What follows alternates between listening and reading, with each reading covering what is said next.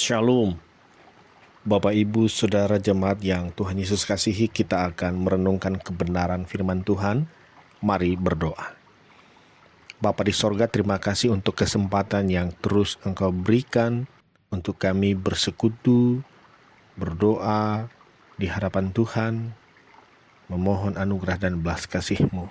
Sebelum melakukan banyak tugas aktivitas di hari ini, kami rindu mendengar firman-Mu, karenanya urapi dan berkati agar firman yang kami dengar menjadi kekuatan dan penuntun dalam jalan iman yang kami hidupi. Berfirmanlah ya Bapa, kami siap mendengarnya. Amin. Matius pasal 6 ayat 1-6. Saya membaca ayat 6.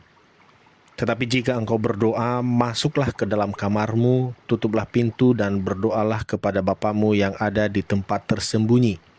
Maka Bapamu yang melihat yang tersembunyi akan membalasnya kepadamu.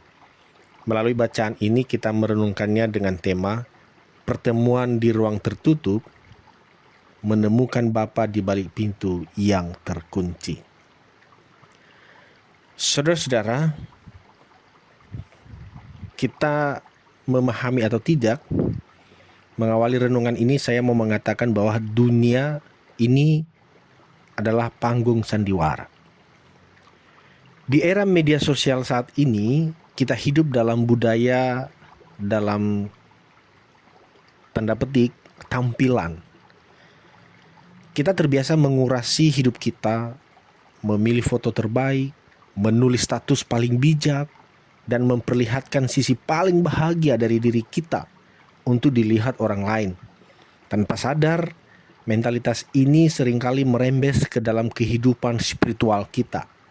Kita merasa perlu terlihat dalam tanda petik saleh di depan orang lain agar dianggap baik, beriman, atau bahkan suci.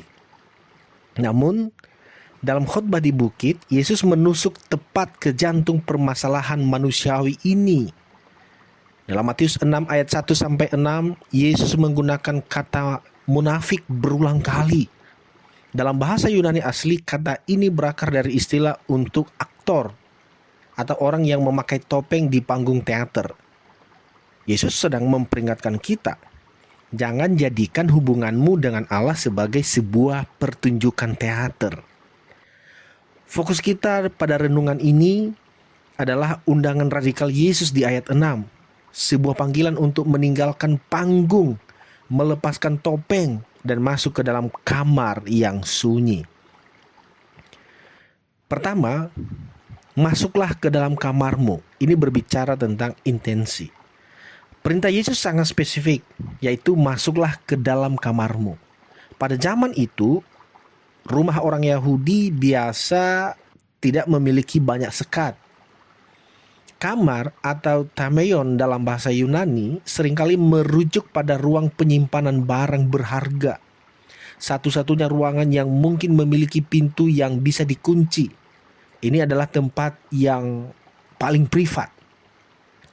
Yesus tidak sedang melarang berdoa berjamaah atau ibadah raya. Yang Yesus soroti adalah intensi hati. Doa publik memiliki godaan besar.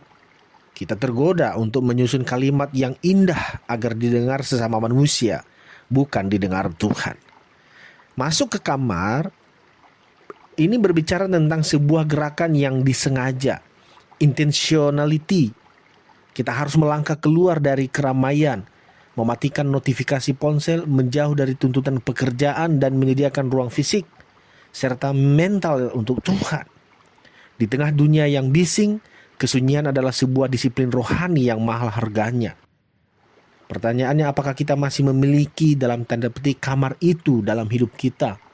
Ataukah seluruh hidup kita adalah ruang tamu yang terbuka bagi siapa saja?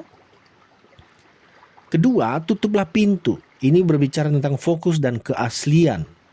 Bagian selanjutnya adalah tutuplah pintu. Ini adalah tindakan pemisahan. Menutup pintu berarti kita berkata tidak pada dunia luar untuk sementara waktu, agar kita bisa berkata ya sepenuhnya kepada Bapa. Saat pintu tertutup, tidak ada lagi penonton. Tidak ada orang yang akan bertepuk tangan atas kesalehan kita. Disinilah ujian iman yang sesungguhnya terjadi. Siapakah kita saat tidak ada orang yang melihat? Di balik pintu yang tertutup kita tidak perlu berpura-pura kuat. Kita bisa menangis tanpa rasa malu. Kita bisa mengaku dosa tanpa takut dihakimi manusia. Kita bisa menumpahkan kekecewaan, kemarahan, dan ketakutan kita secara telanjang di hadapan Tuhan. Inilah yang diinginkannya, keaslian. Tuhan tidak menginginkan doa-doa hafalan yang kering atau pidato rohani yang megah. Dia menginginkan hati yang hancur, jujur, dan terbuka. Ruang tertutup adalah tempat di mana topeng atau aktor kita akhirnya dilepaskan dan kita berdiri sebagai anak di hadapan Bapa. Bagian yang ketiga, Bapa yang ada di tempat tersembunyi. Yesus memberikan janji yang indah, Bapamu ada di tempat tersembunyi. Tuhan tidak menunggu kita di panggung megah di mana lampu sorot menyala. Dia menunggu di tempat sunyi itu. Seringkali kita merasa Tuhan jauh karena kita terlalu sibuk mencari Dia di keramaian aktivitas pelayanan atau kesibukan duniawi. Padahal Yesus sedang menunggu di keheningan kamar kita. Terakhir, upah yang sejati. Ayat ini ditutup dengan janji, maka Bapamu akan membalasnya kepadamu. Apa upahnya? Orang-orang munafik di ayat 5 sudah mendapatkan upah mereka, yaitu pujian manusia. Itu adalah upah yang fana, cepat berlalu, dan hampa. Namun upah dari tempat tersembunyi jauh lebih kekal. Upah itu bukanlah sekedar terkabulnya daftar permintaan kita. Upah terbesarnya adalah diri Yesus sendiri. Upahnya adalah kedamaian yang melampaui akal saat masalah belum selesai. Upahnya adalah kekuatan baru saat fisik kita lelah. Upahnya adalah perubahan karakter kita menjadi semakin serupa dengan Yesus. Upahnya adalah keintiman, mengetahui bahwa kita dikasihi bukan karena apa yang kita lakukan, tapi karena siapa kita. Renungan ini, saudara-saudara, bukan untuk membuat kita merasa bersalah karena kurang berdoa, melainkan sebuah undangan mesra. Yesus rindu bertemu dengan kita, bukan kita versi media sosial atau versi pekerjaan kantor, tapi kita yang sejati, diri kita yang sesungguhnya. Mungkin sudah lama pintu kamar itu tidak tertutup rapat. Mungkin sudah lama kita berdoa hanya sebatas rutinitas, makan atau tidur. Hari ini, mari kita perbaiki kunci pintunya. Mari kita sediakan waktu meski hanya 10 atau 15 menit untuk benar-benar sendirian bersama Sang Pencipta. Di ruang tertutup itu tidak perlu ada sandiwara, hanya ada saudara dan Yesus. Dan percayalah, pertemuan di tempat tersembunyi itu akan mengubah cara kita dalam menjalani hidup di tempat terbuka. Tuhan memberkati, kita berdoa. Terima kasih untuk firman-Mu ya Tuhan.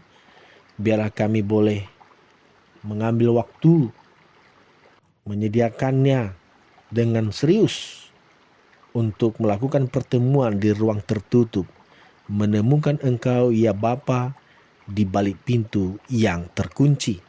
Dan biarlah kami merasakan kedamaian, ketenangan, bahkan kesejahteraan di sepanjang hidup yang Tuhan anugerahkan.